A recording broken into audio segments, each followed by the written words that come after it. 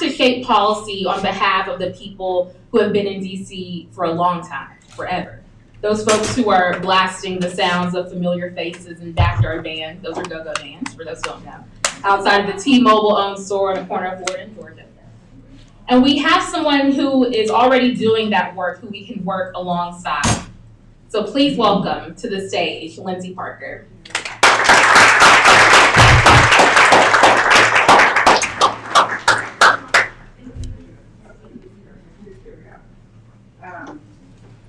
Well, thanks so much. Now, have you had lunch?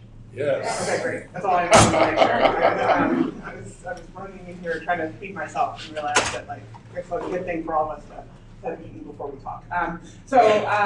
One thing I just wanted to say, congratulations to Howard and congratulations to Public Knowledge. I think those kind of partnerships are, speak.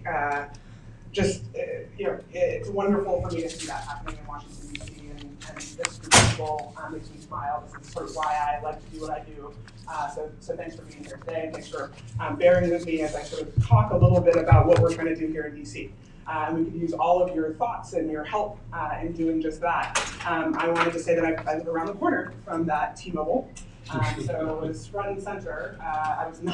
I definitely did not call to mute the music, let me tell you. I was on the other side, and we had a great Mayor Bowser that was right alongside saying, let's not mute this either. So if you know anything about what I'm talking about, I think you'll be happy to hear that. So I wanted to start and I usually try to be a little vulnerable and give you a little sense of who I am, as I think it's really important as we start talking about shaping technology that's going to help shape our futures. I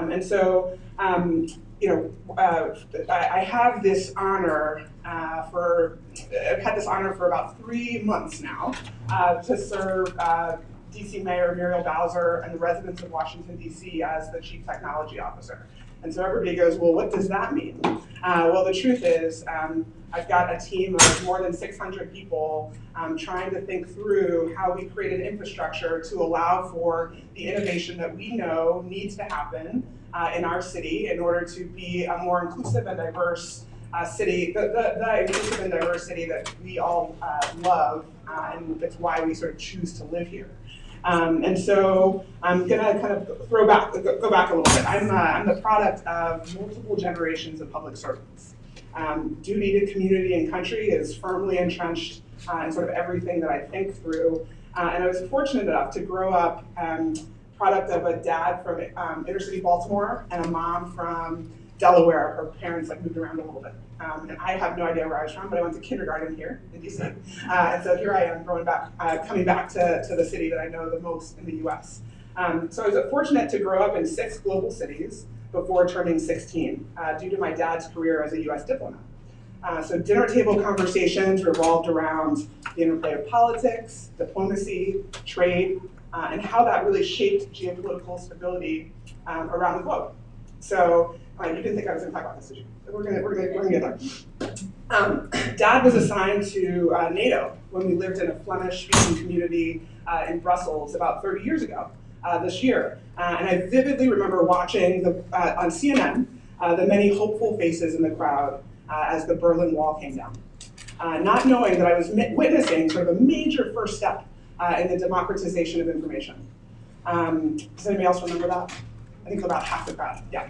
All right, Dad was the cultural attaché in New Delhi, India, where we lived across the street from Tata Motors, the Tata Motors heir, when Parliament, at that point, lifted trade barriers to allow for foreign direct investment in a country that once shunned free trade. Add the World Wide Web around the same time, and suddenly the largest democracy in the world, once with the most obvious social stratification system, right, that we've ever sort of seen, right, the caste system, started witnessing upward mobility. And not just for the Tata family, right? I'm talking about a middle class. So with information and trade came options. And with technology came room for new ideas. Small towns became cities literally overnight. Our CISO today in Washington is from Hyderabad. And that was a town when I moved to India, a town. When I left India, it was a city, and you probably know it. In just 4 years, a complete shift had occurred in India, and my family and I witnessed a technology-empowered middle class grow and grow rapidly. I had a front row seat to the creation of pathways to the middle class. For many who were held back for generations, both in the former Soviet Union, when you're thinking about the Berlin Wall, and then throughout India. And I always remember a section of Thomas Freeman's book where Jerry Yang, the co-founder of Yahoo, quoted a senior Chinese official as saying, "Where people have hope, you have a middle class." And so technology really provided that hope in both cases that I talked about. I finally realized that the technology revolution that has taken place over the course of my lifetime, some of you think I'm young, some of you think I'm old, has led to innovation policy being my work and my passion.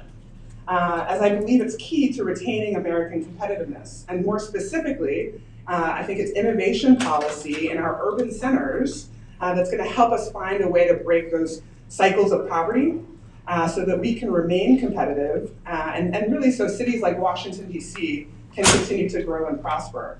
And so I strongly believe that cities are our future. I'm focused on it. I love it. I came to work for city government.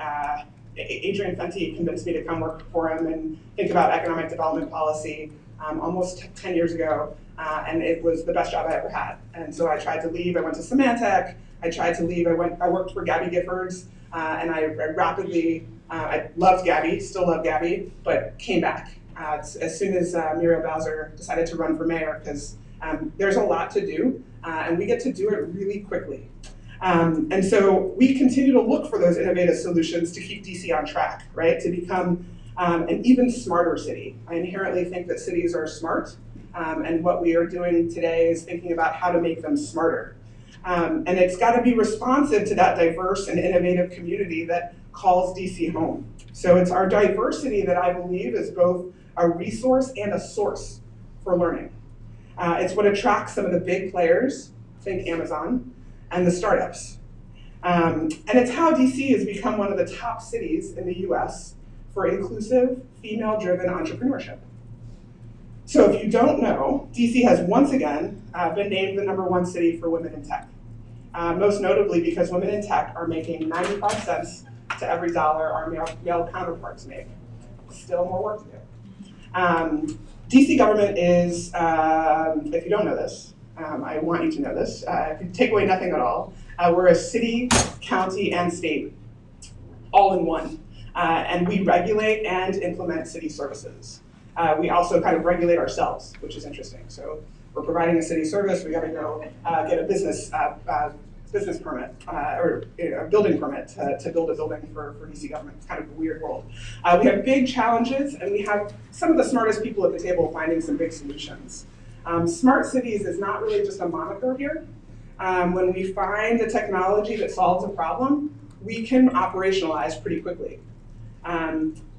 I think some of the things that we're doing might surprise you. So at the Child and Family Services Administration, we're testing out whether virtual reality technologies can help us train social workers so they're prepared for some of the interactions they're going to have with parents, with foster families, with children, before they're actually put into an environment where that has to be realized. We recently held an innovation challenge called Gigabit DCX, where we partnered with US Ignite to not only offer an innovation award, $34,000, it's pretty exciting, but also the opportunity to work with many diverse and talented entrepreneurs actually from across the globe on a common goal for betterment of our city. In this case, Vision Zero. So Mayor Bowser's commitment to reach 0 fatalities and serious injuries to pedestrians, bikers, and other users of our transportation systems. The winners were a team of young engineers. Sorry, not Howard. You weren't there. If you were there, you would have won. But it was George Washington University, a great group of kids that presented an innovative approach to analyze video feeds in real time using AI to help transportation planners make safety decisions that matter, right? And of course, data is publicly available. That's something that we hold preeminent. Our police force, some of you may know, Metropolitan Police Department was one of the first to fully deploy body-worn cameras. for all patrol officers. So we piloted the approach. We found that while our officers didn't act differently when they had the cameras on, the information we could glean from the footage allowed us to tailor our trainings. It allowed us to ensure our officers continue to improve their ability to connect and engage with communities, and especially communities of color. And so the mayor and the chief at that time, Chief Kathy Lanier, there was a bunch of us in a room going, so we have to spend a whole heck of a lot of money to implement this.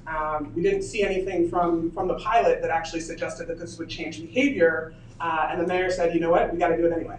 We're gonna do it anyway because we wanna see how we can better use technology to train folks in the field.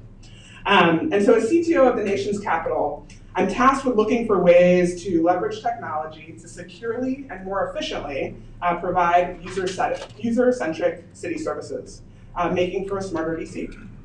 I'm working to do this by driving innovation, improving customer experience, and focusing on people who can make that happen. And so that's why I'm here. You need a new job? Are you interested in doing something different? You should think about DC government. We're doing a lot of really cool things. And so the one thing that I always talk about when somebody is like, what's the top of mind issue for some of the folks in government today? And I would say it's a customer relation management tool. It's a CRM tool that nobody has figured out. So you know, I'm going to be vendor neutral right now, but there are tools out there that help the corporate world track sales, right?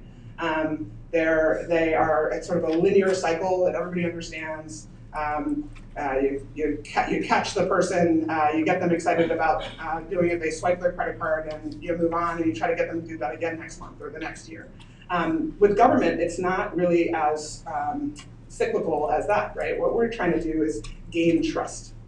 And so one of the challenges that I would throw out to this team is help me and help each other think through tools where we can start assessing trust. So wherever a constituent comes into government, right, whether that's in our school system, the police office, a fire department, to get a permit, to get a new driver's license, how do I use that experience to start building trust, right? And I call it rebuilding trust, because I think right now when you think of local government, you're like, why? Why do I have to deal with you?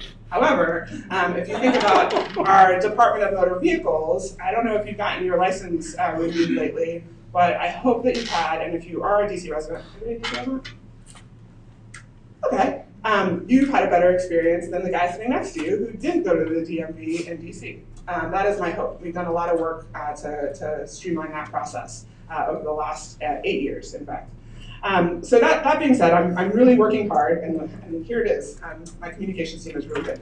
I'm working hard to retain and attract diverse and innovative tech talent to work for DC government.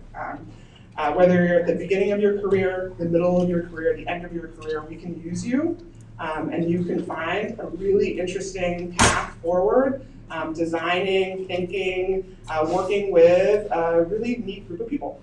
And so in March, for instance, here's a good example of folks that I hope are on my team eventually. I met with a group of 4th and 5th graders at Henley Elementary School in Ward 8. It's a community across the Anacostia River, for those of you that aren't from here. And actually the community that I was specifically in is probably experiencing some of our highest poverty rates. They were so excited to show me a robot that they had recently designed for a competition. But then they quickly moved on. They're like, okay, robot competition's over. Let us tell you what else we're doing. They said, we have a business plan that we're putting together. These are 4th and 5th grade girls who were annoyed that the boys were stealing their iPads in class. And so they turned to their teacher and said, we want to do a girls only thing. And that's why they were a girls only robotics club. I loved it. But they said, we have a 3D printer that we wrote a grant application for and got this 3D printer delivered the other week. And we decided that we want to sell educational tools that we're building on this 3D printer. And I was like, well, that's the coolest thing I've ever heard. Are you kidding me? And I was like, what have you learned? And they're like, well, if we walk around the halls long enough, we'll hear teachers griping about tools that they need to help in class, whether that's a pencil holder, whether that's a place to clap out erasers. What was the other thing? can't remember the actual technology, but they had basically walked around the halls, I think probably like cornering teachers to be like, hey, what do you want us to build you? And they had done such a great job that now I think they were just in the hallways here last week. They're called the SparkleBots. They were talking to members of Congress about what exciting things they were working on. So I want to make sure that they think of DC government too, as a place that they can come and build robots to make DC smarter, right? I know that the same creativity that drives and motivates the SparkleBots is why you're all here today. Prioritizing civic engagement, user-centric design, tech innovation for good. And it seems to me that you're all motivated by service first, tech second. As opposed to, and no offense to the Congressman's office, another valley where tech comes first and sometimes we think about the people, right? Here in DC, the mayor has challenged us to ensure that everyone living and doing business in Washington, DC is giving and getting their fair share. And so I take that challenge personally. I try to make sure that my team lives and breathes it every day. She really challenged us to work together to advance, to work to advance together and make sure that a rising tide does in fact lift all boats. And so in the recently released Resilient DC plan, goal number 3 in the plan is Smarter DC.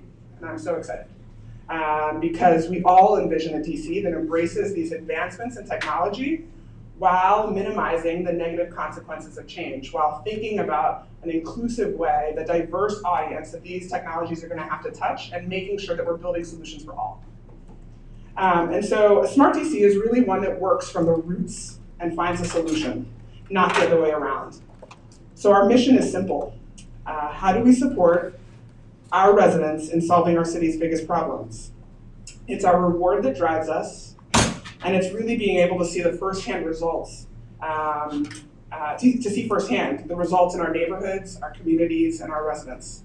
As cities across the world are defining, redefining, and redefining again what smart cities mean, DC knows that the future is coming, and we need to be prepared. And so I'm sort of charging you with helping us think about how we open up new opportunities for collaboration, for public-private partnerships, for data analytics and testing, right? We've got a new data lake on the way. We are already thinking about how we open up new data platforms so that you're able to see what we see. We're calling 18F in to help us think through Vision Zero and sort of the amount of transportation data that we're kind of overwhelmed with. We have too much, right? We've got so much, so how do we pare down to think about what we really need and what can be predictive?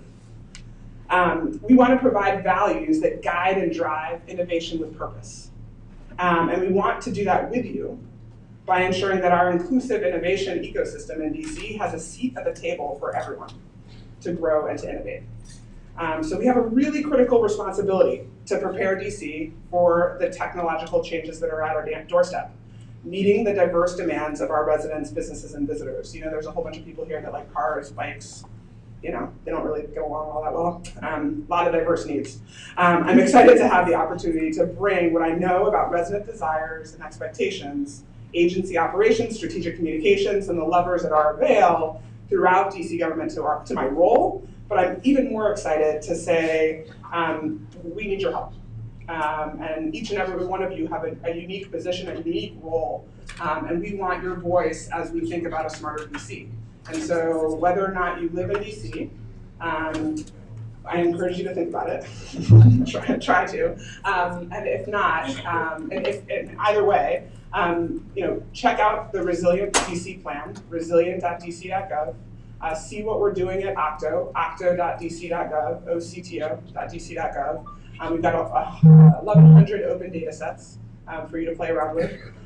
But really, I just impress upon you that we're thinking creatively, and the best tools that I've kind of seen develop in DC are tools that we've kind of gotten a hint of from California, a hint of from Colorado, right? It's when we all work together that we find the best way forward. And so Thanks for meeting today. Thanks for continuing to share and talk and think through really tough problems. And I welcome you to the office. I'm not that far away. I'm sort of a walk away, 200 I Street Southeast, and we're doing a lot of really good things. So thanks so much. Really appreciate it.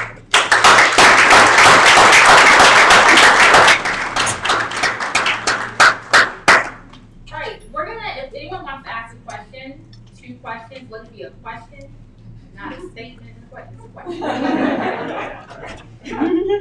Who are you? Our first panelist, one. Yeah. Some of us will recall that Amelia, Dr. Amelia, some of Excelsior College. yeah, mentioned that there were a whole lot of micro businesses in the United States. These are 5 to 8 people making on an average of $250,000 a year. Many of them are minority families. Okay, some are obviously not. And as a small business owners ourselves, I understand the issue. She was saying they don't really understand about cybersecurity. They really don't understand about how do you protect against hacking, what they do. Now we have all these devices. Excuse me? Yeah. And so what's DC doing to help your micro businesses in this area? It's a very, very good question. And it's something that I talk about with my team all the time. I think I have two big hurdles there. Small businesses, great, that's one huge audience, no question. But really my first audience is the employees of our government, right? We have to make sure, I need to make sure that I'm sort of changing the way that they work so that we're better protecting their data. And the data that the public entrusts upon us, I want to make sure that we're doing everything that we can to make sure that we're being thoughtful about it. And the truth is, DC, every cyber attack that hits the federal government, they try it out on us first. So we're kind of federal government light in the eyes of folks that are trying to hack into our systems. And so I'm doing sort of 3 things. One is we're trying to ensure that people understand that they should be thinking about cyber the same way that they think about putting a fence around their home, putting a camera on their door, and how do we do that so that we're changing the way that people work at their desks in government is one thing. So I've got a mandatory training that I've got everybody that I have to have everybody take. But the other thing that we're trying to do is, and I'm going to forget the name of it, and Mark might help me. Mark, are you here? Cyber parties. No. It was crypto party. Crypto parties. Have you heard of these? So I think they're phenomenal. So crypto parties are a way to engage a diverse group of residents that might know each other. So you might have a book club, you might have a small business group that are interested in learning a little bit more about how to protect yourselves online. And what we're doing is we're bringing that sort of very common sense approach to cyber to you.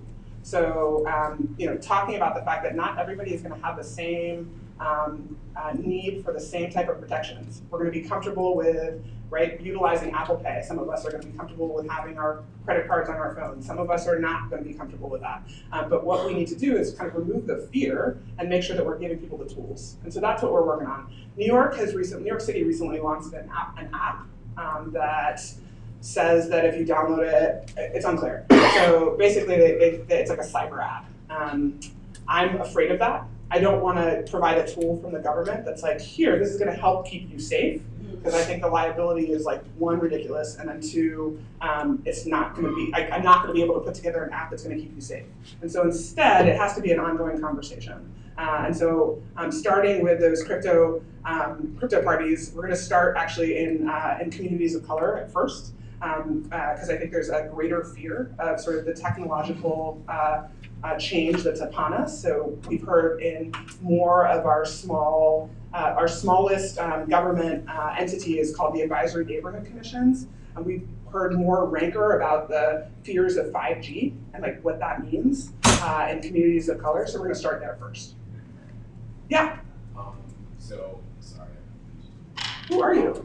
Fortunately, Policy Council Committee on Education and Labor, Nice. Minority Tech Issues Committee. Two-part question. Yeah. What do you do about algorithmic bias within the job platforms within DC government? Do you have any ideas about that regard? Two, what do you do about the economy workers in DC, as there is a kind of with the DMV region on the local, some area. So what do you do about the economy workers, specifically kind of like the workers who are not, as we can kind of like, as we've seen on the committee and I think writ large with kind of articles that have been coming out, that are not being paid kind of like the DC minimum wage. What do you all feel? What do you feel your role is as a city, and what do you feel that can be done in DC? So I'm going to answer what I thought was the harder question first. And then the second one, you're like asking me to like get way out in front of the mayor, so we'll see. I'll try to figure out what I can say on the second one. But the first one actually, Lark Tony, who I was talking about, is on my team in the back, and she's going to have to be happy that I'm pointing her out, but there she is, hi. And she helped me stand up a reverse job fair earlier on this month, last month, where we had unemployed and underemployed residents get into a program and spend a year with us. They got certified in 3 different areas. They all passed, which is awesome. So they all worked really, really hard. I invited the people that try to sell to me, right? There's a bunch of different vendors that are interested in meeting with me every day. And I was like, hey, I have a place for you to come and meet me. It's going to be at this reverse job fair. And so I had each of the interns actually sit at stations. And so instead of having like Amazon and Cisco, right, and all these sort of big names around the room, and people having to approach, right, potential employees having to approach potential employers, I reversed that, and I asked those employers to hit every single table. So it kind of, I thought it was neat. Yeah, it kind of worked. Yeah, Lark. Yeah. The way that I see, some things that we're going to test out going forward is we'll put folks in different rooms. So you won't even, the bias, the innate bias that you have as you approach a table, you won't even have that bias to sort of skip over a table or whatnot. You'll have to enter each room where you'll have a different candidate. So those are kind of some of the things that we're trying out. The best example that I've ever seen was an organization called Fosterly in DC, and they had an intern network. And it went away because Adam decided to start his own business. But the idea was, we're trying to think about how to bring it back. But the idea was, if you were looking for an internship, if you were looking for an intern, the algorithm would sort of populate a part of a resume without the name, without the address, without the college, actually. And then the employer would say, hey, yeah, we're interested. And then the first time you would meet and get sort of the personal details was at that meeting. So, trying to do as much as we can to think about taking out that inherent bias before an actual meeting. Yeah. Yeah, definitely.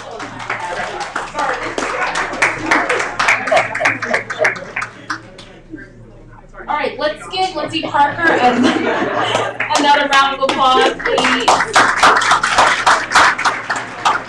Can my panelists for the AI and privacy panel go ahead and come to the stage, please? Panelists and moderator. And you all just let me know are going to have to share mics. Sharing is caring, everyone.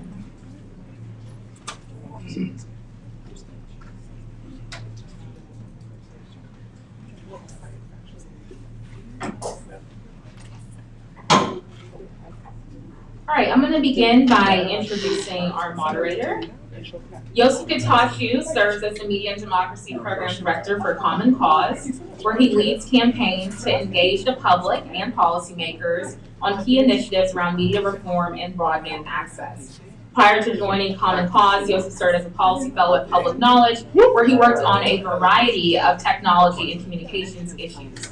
His work is focused on broadband privacy, broadband access, and affordability, as well as other consumer issues. And Yosef, I'm going to give your panel until 3:30. So yes, please have your phone timer. So 3:30. All right. Take it away, Yosef. Thanks, Elisa, and thanks to Public Knowledge for putting together this amazing event. Tech for Social Change is a huge passion of mine and should be for everyone. I'm super excited for this panel and for the all-star panelists that I get to be with today and hear a lot about what they think about these issues. So we're here to talk today about artificial intelligence, privacy, and the impact on communities of color. So artificial intelligence is emerging as a transformative technology, and it's likely to grow even more ubiquitous in the coming years. As big data and autonomous systems become prevalent, there are legal and policy issues that are continuing to ramp up as Congress and other lawmakers start thinking about these issues. What often gets left out of the discussion is how these technologies impact communities of color, both positively and negatively. Issues such as algorithmic bias, a lack of comprehensive privacy protections, and the future of work all affect equal opportunity to access to news and information, education, employment, housing, and a host of other issues. So this panel today will explore these topics as we discuss various approaches to privacy, artificial intelligence, and the impact on communities of color. So to start off, I just want to give each panelist an opportunity to introduce themselves and briefly explain to the audience here what is your particular approach to how to look at AI, privacy, and people of color. Thank you, and thank you for having me. My name is Sean Perriman with the Internet Association. My official title there is Director of Diversity and Inclusion Policy and Council. It always strikes people as kind of an unusual title. I work in looking at diversity through a policy lens, and specifically how algorithmic bias works, how are communities of color affected by issues of privacy. And I think the way I approach this is that we have to look at the current landscape of what's going on. Even though AI is quickly advancing, algorithms are not a new thing. This has been in our society, the data sets have been in our society, and they've been problematic all that time. But now we're applying it to a new technology. How do we look at this and do it in a responsible way, in ways that we haven't thought about before, frankly? So that's the lens that I come at this from a policy lens, having worked on the Hill and now working for a trade association which represents a lot of the biggest tech companies in the country.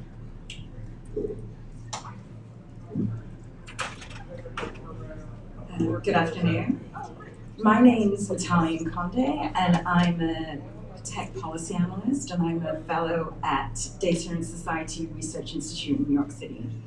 And I come to this conversation really as an advisor to Congresswoman Yvette Clarke. She's the vice chair of the House Energy and Commerce Committee. And in January of this year, when the 116th Congress came in, one of the things that we were told from the leadership's office was that tech accountability was going to be a legislative priority. So when I look at these issues, I'm looking at them both through a human rights lens.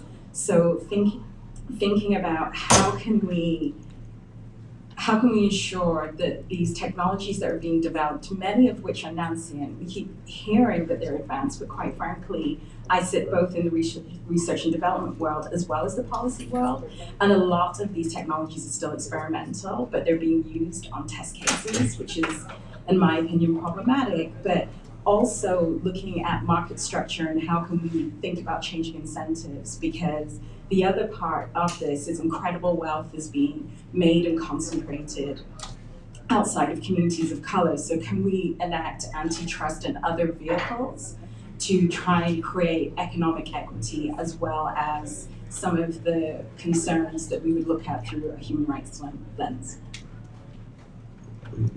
Hi everybody, my name is Francella Ochillo. I work for the National Hispanic Media Coalition, and I think of myself as a translator to make sure that we find ways to humanize the impact of some of the data harms that we're talking about. When we think about what data sharing regulations look like, I think the truth is that we have various templates to look at. However, the truth is, I think we don't know what's the fit for our economy and for the type of society that we want. The truth is that we want to hold on to a lot of our capitalist values, but something that Ms. Escuela mentioned on the last panel earlier today was something about digital colonialism. And for those of you who maybe had never heard of it framed that way, it's essentially thinking about a small number of organizations, companies controlling data for the masses And the problem with that system is that a lot of their bias and a lot of the issues that historically cause separation of wealth and other socioeconomic division are essentially embedded into code. And those codes and those regulations are basically seeping into the way data is shared and managed. And it essentially keeps certain people at the top and other people at the bottom, and there's no way to get out of that digital caste system. I think that it's important for us to be able to translate some of these things in plain language so that more people are involved in the conversation. I think that it is important to talk about not just how these things impact communities of color, but how we can impact consumers of color. And I think that it's important to remember that the things that are good for consumers of color are very often going to be great for all consumers. And my name is Leonard Bruce. I have two main gigs. So my first one is working with my community, the Gila River Indian community down in Arizona, as a program evaluator for our government, working on a whole variety of issues, child welfare, looking at economic development, and things like that. Also, I'm a PhD student at ASU in the human and social dimensions of science and technology, which sounds super fancy and makes me so excited to say it every time I do. But a lot of my work is looking at the future of work in Indigenous communities specifically, how emerging technologies are affecting Indigenous communities in Arizona and across America. Specifically looking at how automation is impacting jobs. And it's really interesting being here in the 3D printing panel, because I think the question of, there's a lot of negatives that are possible and that we see, but there's also a lot of social good and social change that can be brought about by these technologies if they're leveraged the correct way. And so a large part of what my job and also my research is how can we leverage those technologies to a future that we want and not a future that is kind of handed to us. Good afternoon, my name is Gabrielle Reshwi. I'm a law fellow at the Georgetown Center on Privacy and Technology. The center is a think tank focused on privacy and surveillance law and policy as they affect marginalized communities. So coming to this panel, I hope to bring a perspective or looking at how you look at the demographics of people who are designing these technologies, and they're predominantly white men. In the schools that they're going to, they're not receiving an education that's centering ethics. And when you look at the news, every week we're hearing a story of bias in technology. And that's a reflection of the education that they're not receiving.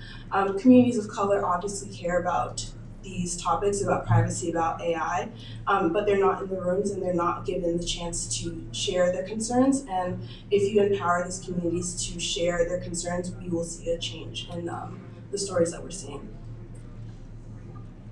Great, thanks. So I want to start the conversation off by talking about how do we address algorithmic bias when it comes to AI technologies. And one of the issues that I'm really interested in, and what sparked my interest was a panel I was on a few weeks ago, organized by Elisa and others, was data sets and incomplete data sets. So I'm really curious, what is the impact when there are certain communities, particularly communities of color, that don't necessarily have access to these technologies, and how do data sets or incomplete data sets impact that? So Leonard and Francella, I want to turn to the two of you to really answer this question. If you can provide any examples of how certain communities who don't have connectivity may be impacted by the lack of data that goes into AI. I'll give you a good recent example. So one thing that I think about all the time is government surveillance, and how essentially when we decide on whatever data sharing regulation we come up with, here the government is going to essentially exempt itself. And one of the most dangerous things is the way that they've actually used information with third parties, or how they collect information from companies. And I was thinking about the Motel 6 settlement, and for those of you who aren't familiar, Motel 6 just settled a fine earlier, it was about 3 weeks ago, to pay $12 million because they were systematically passing over information to ICE to target whatever they thought was Latino sounding names of people who were staying at their hotels. And this was the system. ICE agents would go and stop people at the front desk at Motel 6. They would collect information about their names, ID information, license plate information, anything they could, room numbers, car information.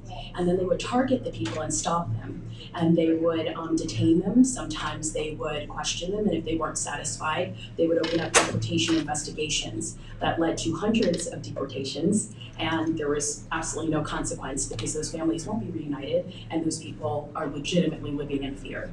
What happened is that wasn't only happening when Washington State brought suit against Motel 6, it's also happening in Arizona and other places. And the truth is that, a fine, yeah, it's the slap on the wrist, but the truth is that it shouldn't have happened.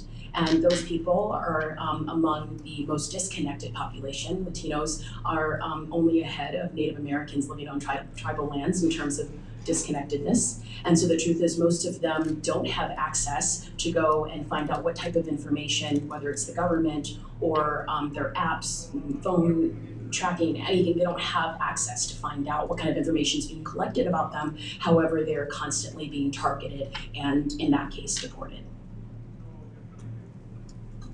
Yeah, and I think Joseph talks about, and I mean, one of the big issues that we have is it's really interesting seeing articles that question the digital divide when we all kind of know that it is a real thing, especially in tribal communities. On reservation, I mean, that's where I grew up and that's where I live. And it's very interesting to see how many folks do not have access to these systems to be able to get online, to be able to do what is increasingly like common tasks online. College applications, business applications, being able to get into there.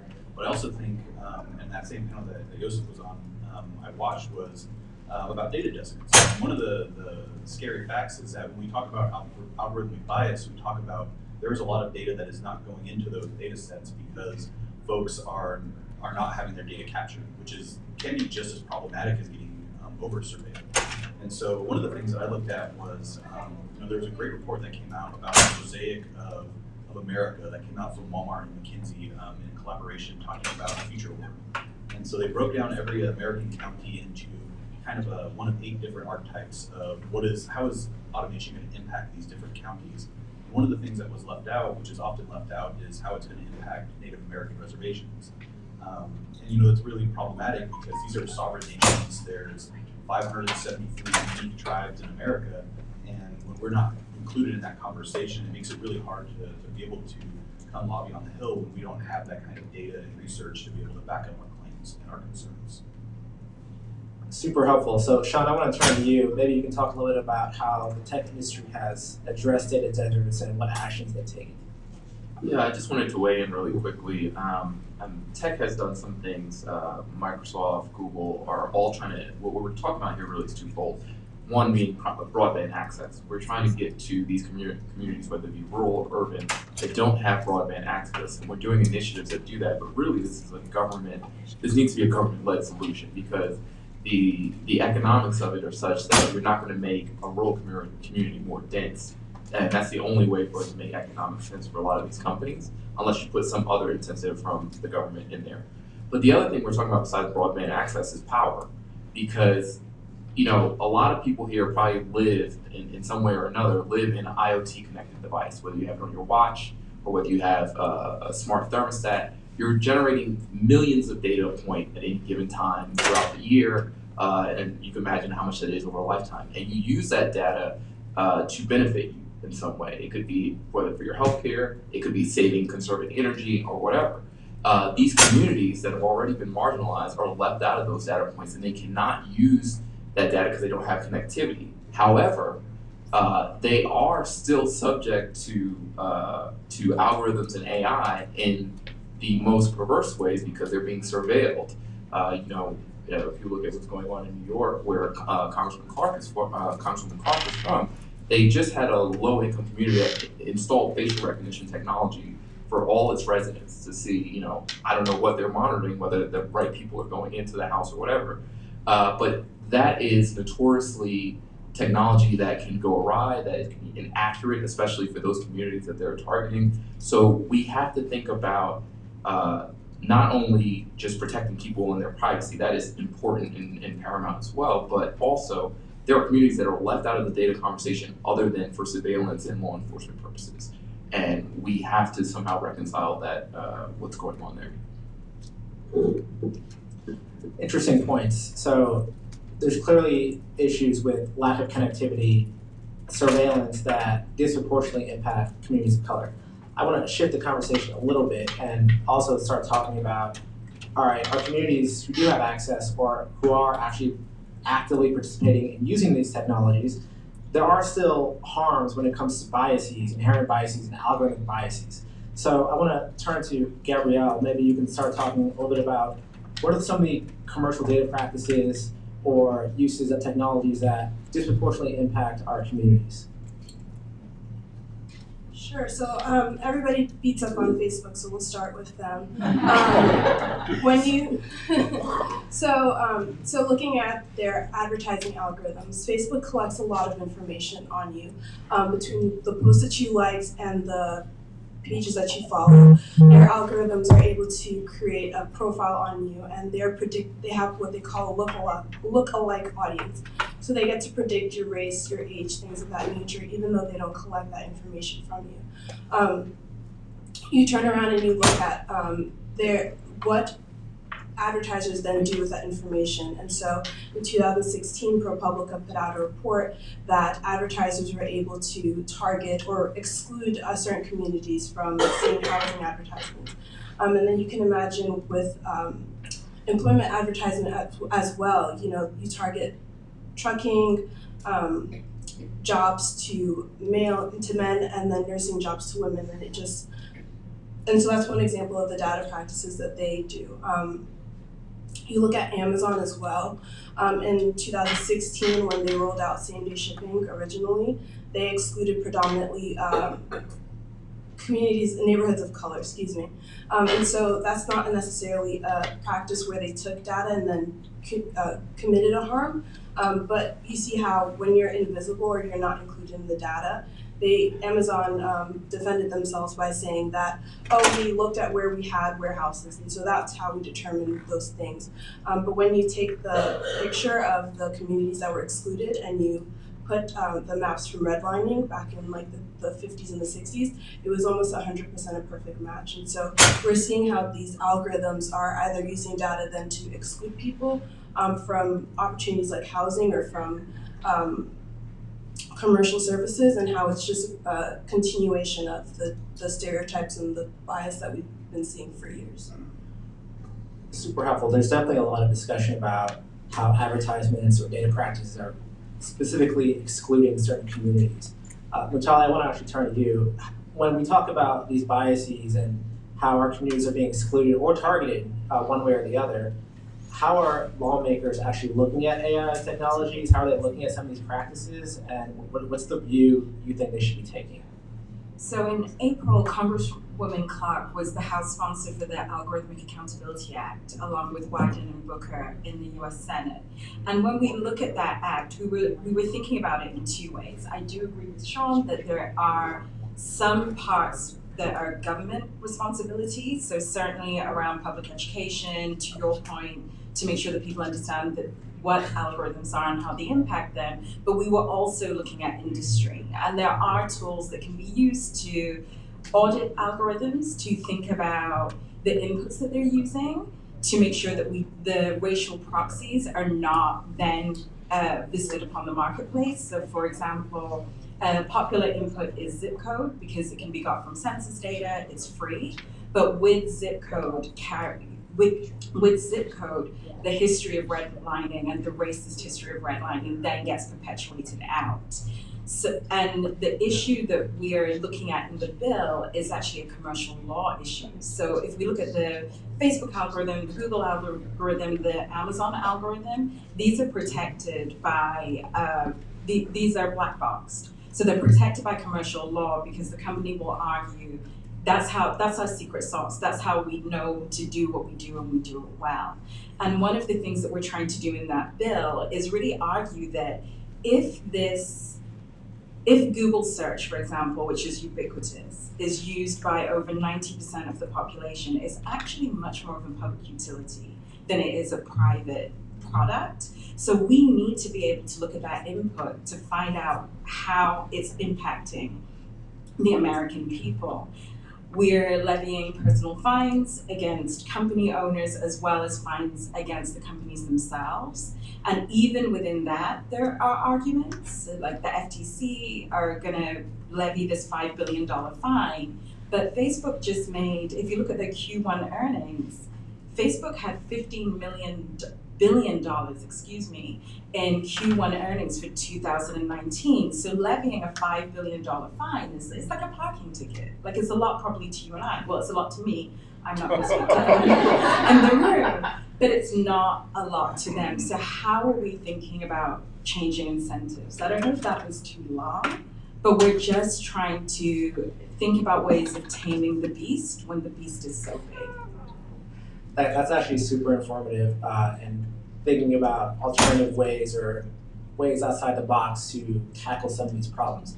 I want to turn to Sean, who can maybe talk about how tech companies are trying to limit some of these biases and also looking at how they're trying to change some of their practices, some of the issues that Tali talked about, and how they're collecting data or whether the current enforcement system is working, whether we need to change that. So I think that some of the things that are going on, and people are probably familiar with this already, we're trying to get more human-centric when we talk about AI. Like we're trying to get humans in for oversight at all stages to make sure that things are not going awry. The important thing, though, to remember is that it shouldn't just be any human. We need to think about the communities that are most impacted by this. And I think tech is coming to that realization, and that's something that needs to be addressed. But also having diverse data sets, doing auditing.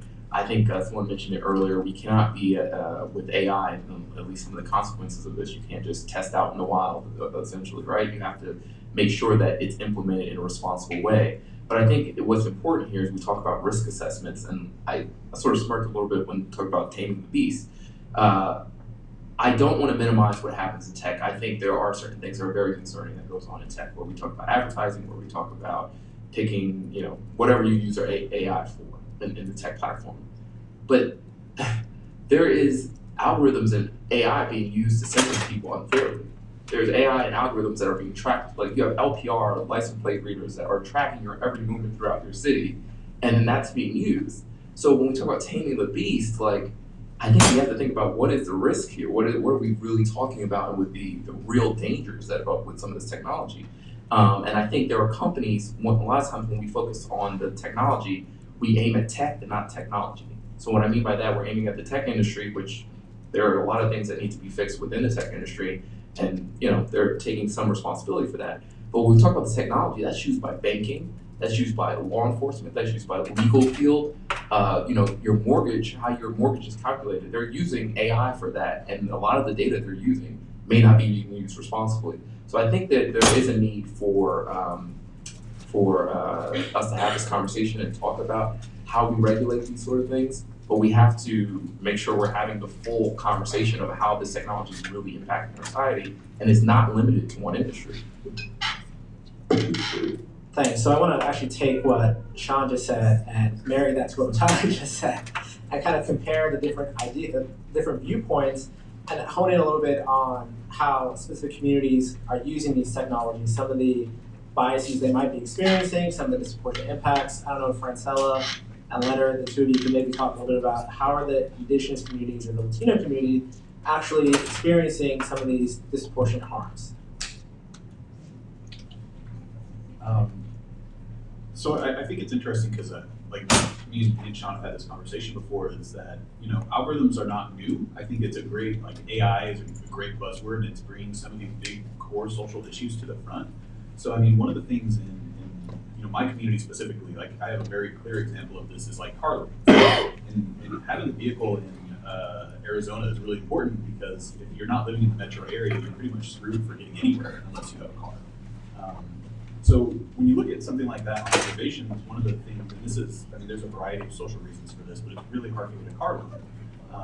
Most of the folks who are on our community are paying anywhere from 20 to 25% interest rate on a standard car loan, if they can get them at all. And so some of these are just created and perpetuated by some of the algorithms that have been created by the car companies that are surrounding us. And so there are situations like that, and there's other situations where there have been algorithms that have been used for a long time that are now being created and perpetuated more in AI that are expanding. And I think a large portion of it is because, you know, if you have more data and it's quicker, and you have a system that can move through it that is a lot faster than there's ever been there before. So specifically, I think one of the main things that I would think about, and going back to what Sean is saying, is like looking at some of these technologies. I think AI is kind of the tagline for the panel, but there are lots of technologies that are reliant on just that data processing, that we really look at the technology, not necessarily the people who are building it. Because sometimes the technologies can be bad, but then also I think the people building it, going back to the earlier comment, there is not a lot of like ethics training with engineering. There's not a lot of ethical requirements for you to build a system. And so what happens when that system is built by a small startup and then suddenly gains traction and you don't know what it's going to be used for? And no one's thought about that.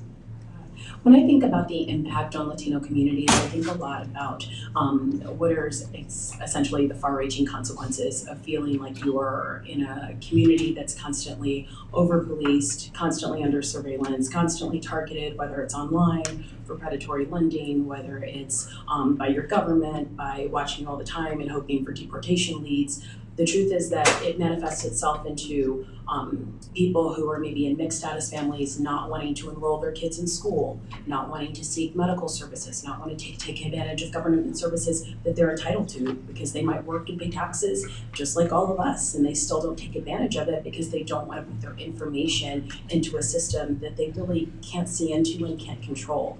That has consequences also on their participation in voting and participating in the census. And these are things that essentially, you start with a harm, you end up with essentially a group of people who feel like they're constantly suspicious, and then there's additional harms because then they don't participate in the census and voting.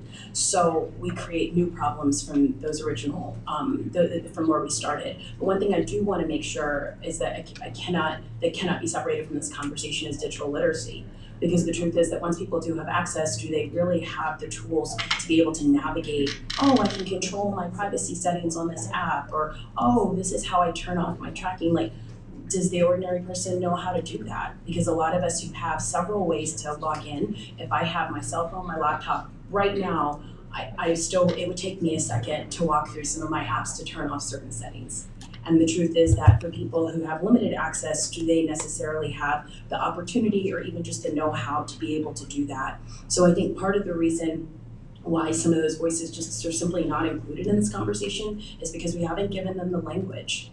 I think the truth is that we're talking about data sharing and privacy and algorithms, and for some people, especially in largely in Latino households that predominantly speak Spanish at home, they are coming from countries that are traditionally suspicious of government regimes, and they are now under surveillance every time they walk out of the house. So the truth is we have to be able to give them the language to be able to participate in conversations about saying these are things that you can do to safeguard your information. Because I don't think people are always thinking about this, is that we are constantly contributing to a digital footprint that we will not be able to escape for a lifetime.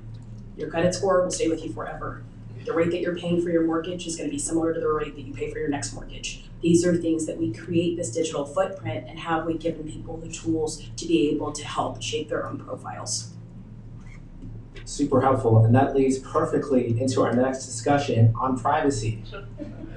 So everyone knows Congress is actively thinking about privacy legislation right now. And we've heard a lot about one key piece of that, which is the algorithmic bias and the particular impact to communities of color. But I want to actually broaden this out to talk about all the other aspects of privacy legislation. It's complicated, there's a lot of moving parts to it, so I want our panelists to help us break it down a little bit.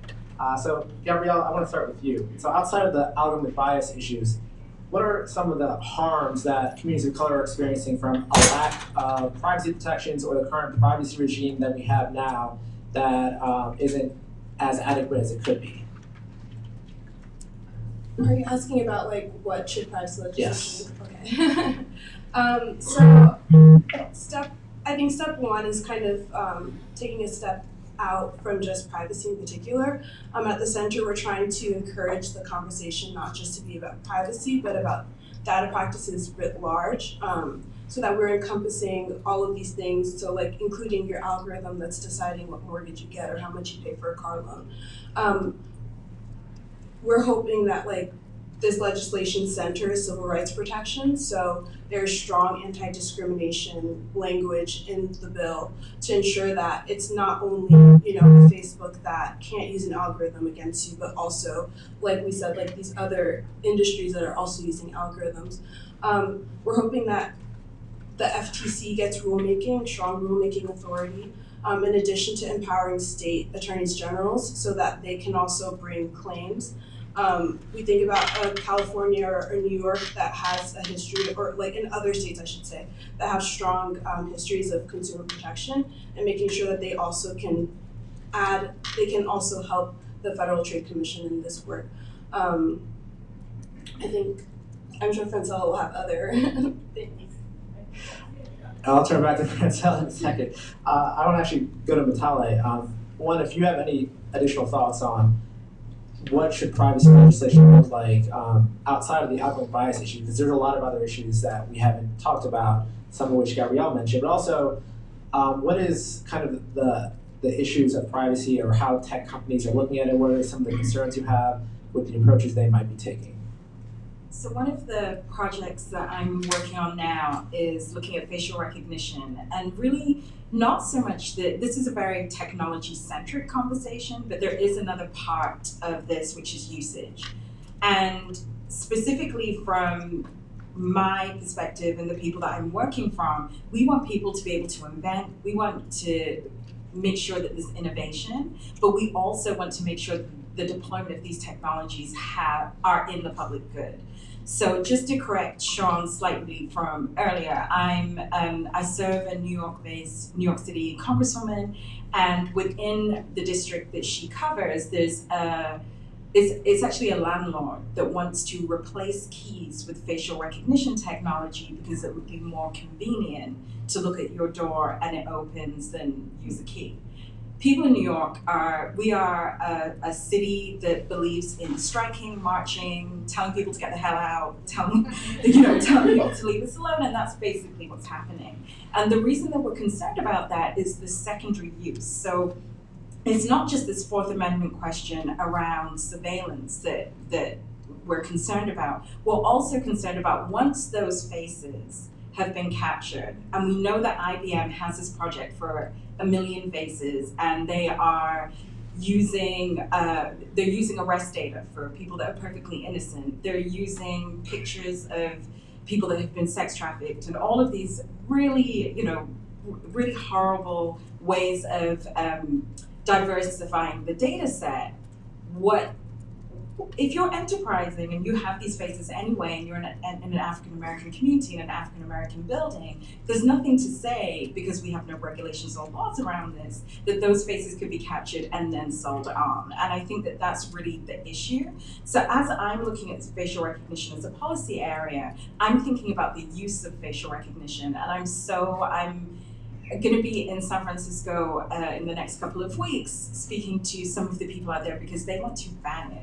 They want to ban the use of facial recognition within the city. And I love California for many reasons, not just Tupac, but many, many others. I'm on the Black panel, so, but I do really like that state, because they are very, very serious about this idea that we have the right for private space. That's actually part of our inheritance for living in this country. It's why people like me emigrate here. So I would say that we're looking at quality of life issues, we're looking at secondary markets, we're also looking across to Europe. So we're going to be in Brussels trying to figure out how the EU are thinking about this, and we understand different continent, different history, but can some of those learnings come here? And the reason that we do, the reason that we're very much focused on the tech industry and the big companies isn't because they're not the only people doing this, to Sean's point. This is ubiquitous. But if we can bring down a giant, then by bringing down the giant and showing that the work can be done there, it's going to have huge impact across the industry. So Sean, I want to give you a chance to respond to that. I'm also just really interested in how the tech industry looks at privacy policies, how they're updating the policies to limit and reduce a lot of these harms that all the panelists address, but also maintaining some of the positive impacts that tech companies also offer. Thank you. I would hope the goal is not to bring down any particular company. The goal should be to protect citizens from overreach, from whoever it is. It shouldn't be to bring down a giant. And I think that's some of the concern, that you have companies that are successful and then it becomes, well, let's look at them. I think we need to look at how these are being used across the board. Before this, I sat on the House Oversight Committee, and we had the FBI come in and tell us that they had this massive facial recognition database that is made up a lot of driver's license photos. And it's like, do you go to your DMV and thinking that you're going to be entered into an FBI system where that they're going to scan you every time they're looking for a criminal? No. So I think we need to think about, like, this is a larger thing outside of bringing down giants. But to your point about privacy, the Internet Association released the privacy principles late last year. And I think we need to look at this.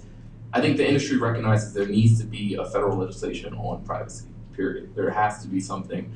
And the data needs to be yours. It needs to be portable. You need to understand that. You need to understand how your data is being used. All of those things are important. So I think it's making a privacy framework where the American public has an idea of where my data, how is it being used? Can I take it? Is it my data? Can I take it with me? All of those things are important, and we have those principles out. Did I answer your question? I know you were asking about what the industry is doing, but I think everyone's looking for a federal legislation on this. Yeah. So just to follow up on that, Francella, I know you've been working on this more than most advocates.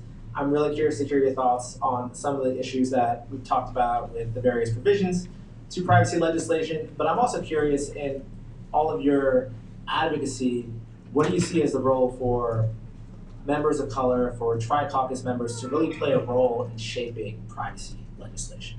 Okay, so there are a couple of things, and I'll bring up just a couple of my concerns about some things that were mentioned earlier about data minimization and like what happens when you essentially say, I don't want my data stored anymore. I had a really important question for my 4-year-old nephew Xander, and he was talking to Alexa, and he is like, where do the voices go? And he's like, and I was like, and he's like, I think they're in there. And I was like, I don't really know. And I never really thought about it. And the truth is that like, it's part of my terror all the time is like, where is this information going? And even when we're talking about facial recognition technology, I know that I think it was Senator Schatz and Blunt, if I'm correct, who introduced the Facial Recognition Privacy Act last month, or in March, I think it was. But the thing is, it's like, I know that Congress is thinking about it. I know that they're thinking about what are ways that we can take essentially steps towards whatever is this larger framework. I think that in general, the larger framework is going to have to address this in bite-sized pieces because essentially the issues that I have with maybe facial recognition are a little bit different than some of the other Internet of Things issues versus just how you're choosing, information, sharing data online. So I think that in general, we need to think about, okay, we can take this step here, we can take this step here, and not try to address it all at once. But I do think to the question of like, who does this data belong to is something that it has taken a long time for whether it's companies or even the government to get to a place to say that the data is yours. That has been a very long struggle to get to be able to say that out loud.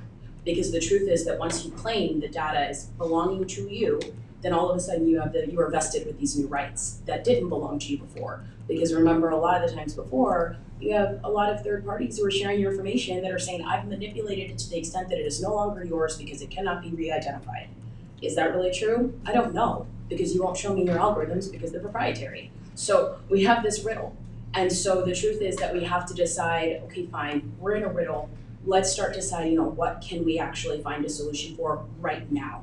Because I think that we do have good models about things that we can extract to say, yes, this can work in our society. But to Gabrielle's earlier point, we have to constantly be thinking about centering the voices that have been either silenced or marginalized into this conversation. Because again, we are going to bring whatever our bias, whatever our divisions, whatever is the separation that we have before this is about a digital economy, and essentially embed that into code that's going to carry on into the 22nd century.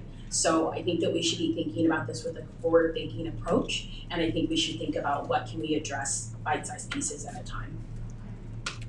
Super helpful. And Leonard, I just want to give you the final word before we close out. Privacy legislation. If you have any particular thoughts on what legislation should look like, I'm really interested in what Francella just said about real solutions and maybe key provisions you think should be included in a bill, whether that is focused on indigenous communities or some of the civil rights aspects. Yeah, I think so the privacy conversation is really interesting to me because so Native Americans historically have been super over surveilled. Going back to putting them on reservations and having to surveil them, having to get mini passports to leave the reservations. And so I think one of the really key things for us when looking at some of these privacy issues is, like Francella said, like having a seat at the table, having people to be in those decision-making positions, because I think a lot of the times when these policies are enacted, they are not enacted in a way that provides an avenue for meaningful conversation from not only Native American communities, but for many communities of color, to be able to take a seat at that table and say, hey, wait a minute, there are aspects of this that you're doing this in a way that is going to affect us very deeply. So I think one of the major things that I think about, and this is going back to Gabrielle's earlier point about, again, ethics training, is that we have to have more diversity and inclusion, not just necessarily at the policy making, but also at the creation of the technology, at the teaching and the training of the engineers who are building these things, so that we have stuff like what happened. I think it's great what's happening at Google, where the employees are taking a stand and saying, hey, wait a minute, we shouldn't be doing Project Maven. We shouldn't be doing this project in China where we're censoring the internet, because you're taking these ethical principles, and you also have a company which arguably is enabling and empowering their employees to be able to make those decisions and speak up, which I think is what we need more of, because I think regulation is, again, personal opinion, I don't know if regulation will move quick enough with the emerging technology. We had a talk with 3D printing about Moore's Law, and that's Moore's Law and the convergence with all these technologies. I don't know if we can ever create a legislative protection fast enough to deal with this stuff. So instead, I think we need to really focus on the individuals as well and make them so that they can be empowered to be able to speak up and also to be knowledgeable enough to have a voice about some of these issues. You said something about surveillance, and I just want to give you like a really uncomfortable example, just so that if you are part of a community that does not feel like you are constantly under surveillance. Back in, it was after the New Deal, when states were essentially implementing welfare. It was totally ridiculous if someone were to come and raid your house and basically like determine whether or not you should be eligible for welfare. And even in like the 90s and in 2000s, when they were like asking people who were part of welfare programs to do testing, you do DNA testing on your children in some states, you're constantly being asked really invasive questions about your partners and your sexual history, all sorts of things that's documented.